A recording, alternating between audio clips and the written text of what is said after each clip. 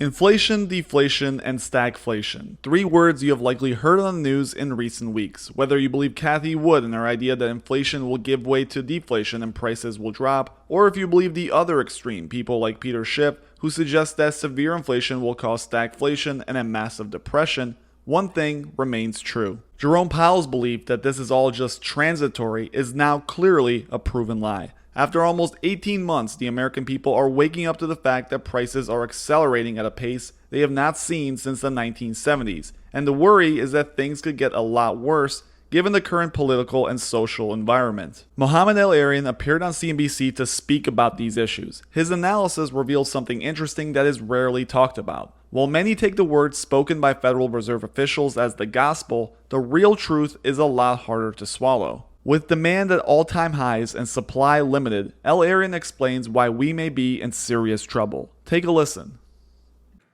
Okay, so we know the supply chain issues are a real problem, that this looks, even from the Fed's own perspective at this point, that this is not as likely to be transitory. In fact, some people don't even think that this is a situation that's going to be resolved next year. Could this get out of control at some point, Mohammed?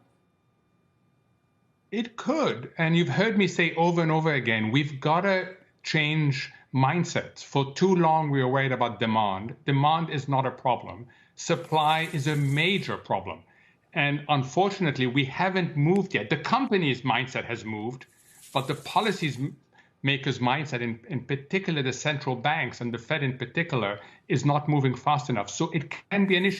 Here is the major problem with what Mohammed just stated. Although it's true that supply is now the issue, him saying that the central banks are not moving fast enough to fix it is simply baffling. Sure, central banks like the Federal Reserve have the ability to push policies that alter the demand side of the equation. But how does the Fed fix supply? It has already pushed interest rates down to near zero, making business as easy as possible, but it produces nothing but dollars. The Federal Reserve has no ability to increase the amount of chips, ships, or steel being created. Jerome Powell will continue to sit in front of the camera and lie to the world that if necessary, he will deploy tools to improve the situation. We've gone through most of 2020 and most of 2021 with no changes in the interest rate despite record high inflation numbers and a surging housing market. Now with Dallas President Robert Kaplan and Boston President Eric Rosengren both suddenly retiring early, the chances of a taper have gone down significantly. Both of these men were known as hawkish, a simple term used to describe influential members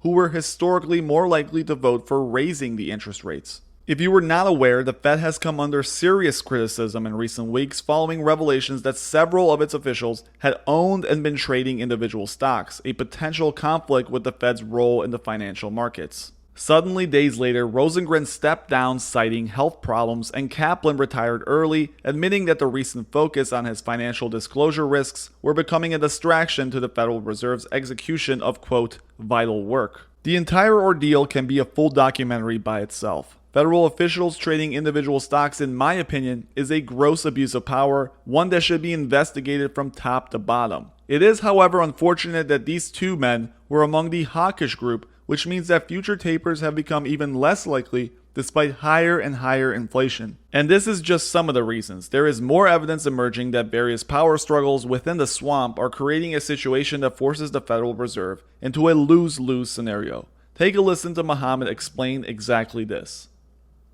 We had a couple of market guests earlier who were positing that maybe it's less likely that the Fed will move now that you've gotten rid of Kaplan and Rosengren, who were two of the more hawkish voices. Do you think that's the case? And there's also questions about, is Jay Powell going to feel this extreme pressure, especially right now, with the Biden administration considering whether they're going to renominate him?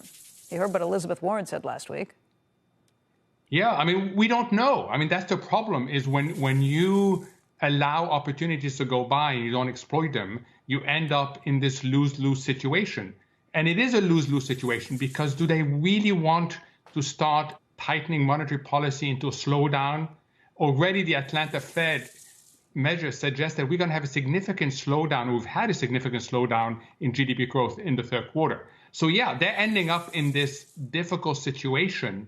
And I feel for them, but it is unfortunately a problem of their own making. We've heard this all before, when experts would come out and say that the Federal Reserve is stuck between a rock and a hard place. This is what they meant. they only have one other real option, that is, negative interest rates. Something that has been tried in other countries. After the 2008 financial crisis, policymakers in the Eurozone, Switzerland, Denmark, Sweden, and Japan allowed rates to fall slightly below 0%. Under this policy, banks and other financial institutions are required to pay interest for parking excess cash, so your savings account in the bank would be charged money instead of accruing money. The entire practice is highly controversial and somewhat untested with large economies. Where we're headed, nobody knows, but we've seen the effects of inflation and low interest rates on economies around the world throughout history. When parking your money in a bank actually costs you money in the form of inflation eating away your buying power, people and businesses naturally do what any logical human would do.